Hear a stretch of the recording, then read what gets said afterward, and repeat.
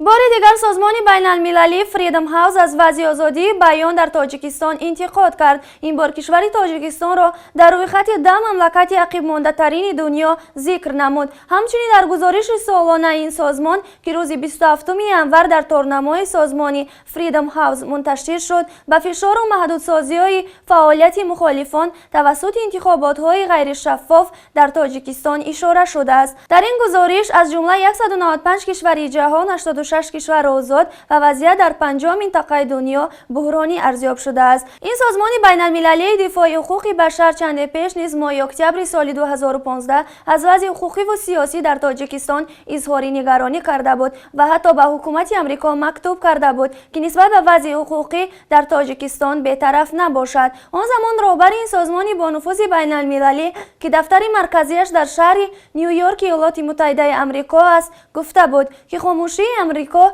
نسبت به پایمالشوی حقوق آزادی‌های انسان و سرکوب‌شوی دیگراندیشان در تاجیکستان شرم‌آور است، زیرا آمریکا با خدمات امنیتی تاجیکستان روابط نزدیک داشته از سال 2007 به این طرف تنها برای برنامه‌های مبارزه با قاچاق مواد مخدر بیش از 130 میلیون دلار کمک رسانده است. بسیاری از گیرندگان این یاری‌ها و گرانت‌ها آنهایند که حالا دیگراندیشان و حزب ممنوع شده نهضت اسلامی را تعقیب می‌کنند.